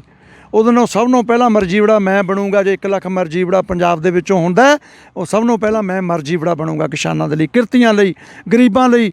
ਜੋ ਮੇਰੀ ਸ਼ੁਰੂ ਤੋਂ ਮੇਰੀ ਸੋਚ ਹੈ, ਮੈਂ ਆਪ ਵੀ ਇਹੋ ਜਿਹੇ ਮਾਹੌਲ 'ਚ, ਪਿੰਡਾਂ ਦੇ ਮਾਹੌਲ 'ਚ ਜੰਮਿਆ ਪਲਿਆ, ਅਤੇ ਮੈਂ ਇਹੀ ਬੇਨਤੀ ਕਰਦਾ ਮੋਦੀ ਜੀ ਨੂੰ ਕਿ ਮੋਦੀ ਜੀ ਤੁਸੀਂ ਹੁਣ ਮਤਲਬ ਅੰਤ ਨਾ ਦੇਖੋ, ਕਿਰਪਾ ਕਰਕੇ ਕੁਛ ਨਾ ਕੁਛ ਕਰੋ। ਇਹਨਾਂ ਆਰਡੀਨੈਂਸਿਸ ਦੀ ਕੋਈ ਅਹਿਮੀਅਤ ਨਹੀਂ ਹੈਗੀ। ਇਹ ਸਾਰੀ ਸਾਡੇ ਖਿਲਾਫ ਜਾ ਰਹੇ ਨੇ, ਅਤੇ ਇਹ ਦੇਸ਼ ਦੇ ਖਿਲਾਫ ਵੀ ਨੇ, ਕਿਸਾਨਾਂ ਦੇ ਖਿਲਾਫ ਵੀ ਨੇ, ਮਜ਼ਦੂਰਾਂ ਦੇ ਖਿਲਾਫ ਵੀ ਨੇ। ਇਹਨਾਂ ਨੂੰ ਤੁਰੰਤ ਕਿਰਪਾ ਕਰਕੇ ਇਹਨਾਂ ਨੂੰ ਨਾਲਾ ਨਿਬੇੜ ਕਰੋ, ਖਤਮ ਕਰੋ ਇਹਨਾਂ ਨੂੰ। ਅਤੇ ਨਾਲ ਹੀ ਇੱਕ ਪਾਰਲੀਮੈਂਟ ਦੇ ਵਿੱਚ MSP ਦਾ ਬਿੱਲ ਲੈ ਕੇ ਆਓ, ਜਿਹਦੇ ਨਾਲ ਸਾਨੂੰ ਸਾਰੇ ਹਿੰਦੁਸਤਾਨ ਦੇ ਕਿਸਾਨਾਂ ਨੂੰ ਸਿਕਿਉਰਿਟੀ ਮਿਲੇ ਔਰ ਸਾਨੂੰ 4 ਪੈਸੇ ਬਚਤ ਵੀ ਹੋਵੇ, ਅਤੇ ਅਸੀਂ ਬੱਚਿਆਂ ਨੂੰ ਵੀ ਪੜ੍ਹਾ ਲਈਏ, ਰੋਟੀ ਵੀ ਖਵਾਈਏ ਉਹਨਾਂ ਨੂੰ। ਅਸੀਂ ਆਪਣਾ ਦੇਖੋ ਮਕਾਨ, ਹੁਣ ਮੋਦੀ ਜੀ ਨੇ ਕਿਹਾ ਸੀ ਮੈਂ 2 ਕਰੋੜ 1 ਸਾਲ ਦੇ ਵਿੱਚ ਮਕਾਨ ਦੇਵਾਂਗਾ। ਮੈਂ ਜਿਹੜਾ ਕਾਲਾ ਧਨ ਹੈ ਉਹ ਲੈ ਕੇ ਆਊਂਗਾ, ਕੁਝ ਨਹੀਂ ਲਿਆਂਦਾ, ਕਿਉਂਕਿ ਕਾਲਾ ਧਨ ਹੈਗਾ ਹੀ ਅਮੀਰਾਂ ਦਾ, ਕਾਰਪੋਰੇਟਰਸ ਦਾ, ਮਿਨਿਸਟਰਾਂ ਦਾ, ਜਿਹੜੇ ਮਤਲਬ ਚਲੇ ਵੀ ਗਏ ਉਹਨਾਂ ਦਾ ਵੀ ਹੈਗਾ ਉੱਥੇ। ਇਹ ਕਿਵੇਂ ਲੈ ਆਊਗਾ? ਕਿਉਂਕਿ ਸਾਰੇ ਤਾਂ ਇੱਥੋਂ ਤਾਂ ਉਰੇ ਤਾਂ ਹੱਥ ਪਾਈ ਬੈਠੇ ਨੇ ਕਿ ਜੇ ਕੱਢਿਆ ਫਿਰ ਦੇਖ ਲਿਓ ਜੀ, ਫਿਰ ਅਗਲੀ ਵਾਰੀ ਤਾਂ ਆਉਣੇ ਨਹੀਂ। ਅਤੇ ਹੁਣ ਤੁਸੀਂ ਦੇਖੋ ਵੀ ਇੰਨਾ ਪੈਸਾ ਇਹ ਅਮੀਰ ਲੋਕ ਹੀ ਖਰਚ ਕਰਨ। ਕਿੰਨੀਆਂ ਰੈਲੀਆਂ ਕੀਤੀਆਂ ਮੋਦੀ ਜੀ ਨੇ, 8-10 ਹਜ਼ਾਰ ਕਰੋੜ ਰੁਪਈਆ ਰੈਲੀਆਂ 'ਤੇ ਲਾਇਆ, ਅਤੇ ਫਿਰ ਕਿੰਨੇ ਕਰੋੜਾਂ ਰੁਪਏ ਉਹਨਾਂ ਨੇ ਆਪਣੀ ਪਾਰਟੀ ਫੰਡ ਬਣਾ ਲਏ। ਪਾਰਟੀ ਫੰਡ ਦਾ ਕੀ ਮਤਲਬ? ਆਏ ਨੇ ਦਫ਼ਤਰ, ਉਹਨਾਂ 'ਤੇ ਵੀ ਕੋਈ 1000 ਕਰੋੜ ਦੇ ਕਰੀਬ ਰੁਪਈਆ ਲਾ ਦਿੱਤਾ ਹੈਗਾ। ਅਤੇ ਇਹ ਨਾ ਵੀ ਮਤਲਬ ਦੇਖੋ, ਇੱਕ ਮੈਂ ਤੁਹਾਨੂੰ ਦੱਸਦਾ, prime minister and his team must be secular, nationalist, must be honest। ਹਾਂ, ਇਹ 2 ਗੱਲਾਂ ਮੈਂ ਜ਼ਰੂਰ ਕਹਿਣ ਤੋਂ ਗੁਰੇਜ਼ ਨਹੀਂ ਕਰਾਂਗਾ ਕਿ ਕਾਂਗਰਸ ਵੀ ਉਦੋਂ ਬੜੀ ਬਦਨਾਮ ਹੋ ਗਈ ਸੀ, ਜਦੋਂ ਮਤਲਬ ਕਿ UPA 2 ਉਹਦੇ 'ਚ ਬੜੇ ਸਕੈਂਡਲ ਹੋਏ ਸੀ, ਬੜੀਆਂ ਗੱਲਾਂ ਆਈਆਂ ਸੀ ਲੋਕਾਂ ਕੋਲੇ। ਉਸੇ ਕਰਕੇ ਫਿਰ ਮੋਦੀ ਜੀ ਦਾ ਜਿਹੜਾ ਸੀ ਨਾ, ਉਹਨਾਂ ਦੀ ਚੜ੍ਹਾਈ ਹੋਈ। ਅਤੇ ਮੈਂ ਇਹ ਕਹਿਣਾ ਵੀ ਤੁਸੀਂ ਘੱਟੋ ਘੱਟ ਮਤਲਬ ਕਿ ਇਹ ਡਾਇਰੈਕਟ ਕਰਦੇ ਸੀ, ਉਹ ਇਨਡਾਇਰੈਕਟ ਕਰ ਰਹੇ। ਪੈਸੇ ਤਾਂ ਸਾਰੀ ਐ ਮੁੱਠੀ 'ਚ ਕਰੀ ਫਿਰਦੇ ਨੇ ਕਿ ਆਹ ਤੀਜੀ ਜਿਹੜੀ ਲੜਨੀ ਹੈ ਇੰਡੀਆ ਥਰਡ, ਉਹਦੇ ਲਈ ਵੀ ਇਕੱਠੇ ਕਰਕੇ ਆਪਣਾ ਇਹਨਾਂ ਨੂੰ ਅਮੀਰ ਲੋਕਾਂ ਨੂੰ ਕਹੋ ਕਿ ਕੁਛ ਨਾ ਕੁਛ ਕਰਨ। ਹਾਲੇ ਤਾਂ ਤੁਸੀਂ ਵੇਖੋਗੇ ਜਿਹੜੀ ਮੈਂ ਉਹ ਪੜ੍ਹ ਲਈ ਹੈ ਸਾਰੀ, ਜੋ ਨੈਸ਼ਨਲ ਐਜੂਕੇਸ਼ਨ ਪਾਲਿਸੀ ਆ ਉਹ ਇੰਨੀ ਡੇਂਜਰਸ ਆ ਰਹੀ ਹੈ, ਸਾਡੇ ਬੱਚੇ ਉੱਥੇ ਉਹਨਾਂ ਪੈਸਾ ਦੇ ਹੀ ਨਹੀਂ ਸਕਣਗੇ। ਅਮੀਰਾਂ ਉਹ ਮਤਲਬ ਹੱਥ 'ਚ ਆ ਰਹੀ ਆ ਉਹਨਾਂ ਦੇ। ਆਹ ਦੇਖਿਓ ਪਿੰਡਾਂ ਵਾਲੇ ਵਿਚਾਰੇ ਇੱਕ ਜਮਾਤ ਨਹੀਂ ਪਾਸ ਕਰ ਸਕਦੇ, ਕਿੰਨੇ ਸਾਡੇ ਮਤਲਬ ਕਿ ਡਰੋਪ ਆਊਟ ਹੋ ਗਏ ਨੇ ਬੱਚੇ। ਹੁਣ ਵੀ ਆਹ ਸਮੇਂ 'ਚ ਕਿੰਨੇ ਡਰੋਪ ਆਊਟ ਹੋ ਗਏ ਨੇ, ਸਕੂਲਾਂ 'ਚ ਨਹੀਂ ਜਾ ਸਕਦੇ, ਉਹ ਫਿਰ ਮੰਗਣ ਜਾਣਗੇ, ਉਹਨਾਂ ਨੂੰ ਭੀਖ ਵੀ ਨਹੀਂ ਕਿਸੇ ਨੂੰ ਮਿਲਣੀ ਵਿਚਾਰਿਆਂ ਨੂੰ। ਤੇ ਸੋ ਬਹੁਤ ਬਹੁਤ ਧੰਨਵਾਦ ਸ਼ੇਰਗਿੱਲ ਸਾਹਿਬ ਸਾਡੇ ਨਾਲ ਗੱਲ ਕਰਨ ਦਾ। ਸੋ ਇਹ ਸਨ ਬਲਵੰਤ ਸਿੰਘ ਸ਼ੇਰਗਿੱਲ, ਕਾਂਗਰਸ ਪਾਰਟੀ ਦੇ ਸੀਨੀਅਰ ਆਗੂ ਅਤੇ ਸਾਬਕਾ ADC, ਜਿਨ੍ਹਾਂ ਨੇ ਗੱਲਬਾਤ ਕੀਤੀ ਆ ਕਿ ਜੋ ਵੀ ਸਿਸਟਮ ਨੇ, ਜੋ ਵੀ ਬਿੱਲ ਨੇ, ਜੇ ਇਹ ਲਾਗੂ ਹੁੰਦੇ ਨੇ ਸੂਬੇ 'ਚ, ਲਾਗੂ ਹੋ ਹੀ ਨਹੀਂ ਸਕਦੇ ਕਿਸੇ ਵੀ ਹਾਲਤ 'ਚ, ਤਾਂ ਹਾਲਾਤ ਵਿਗੜਨਗੇ, ਕਿਉਂਕਿ ਸੂਬੇ ਦੇ ਕਿਸਾਨ ਨੇ ਜਿਹੜੇ ਸਿਰਫ ਨਿਰਭਰ ਨੇ ਕਿਸਾਨੀ ਤੇ, ਕਿਸਾਨੀ ਬਰਬਾਦ ਹੋ ਜਾਵੇਗੀ। ਇਸ ਲਈ ਇਹਨਾਂ ਕਿਹਾ ਵੀ ਕੋਈ ਕਿਸੇ ਵੀ ਤਰੀਕੇ ਨਾਲ ਸੈਂਟਰ ਸਰਕਾਰ ਇਹ ਬਿੱਲ ਲਾਗੂ ਨਾ ਕਰੇ, ਕਿਤੇ ਤੁਰੰਤ ਰੱਦ ਕੀਤੇ ਜਾਣ। ਕੈਮਰਾਮੈਨ ਗੁਰਪ੍ਰੀਤ ਸਿੰਘ ਤੇਜੇ ਨਾਲ ਅਮਨਦੀਪ ਸਿੰਘ ਮਾਝਾ, ਪੰਜਾਬੀ ਲੋਕ ਚੈਨਲ।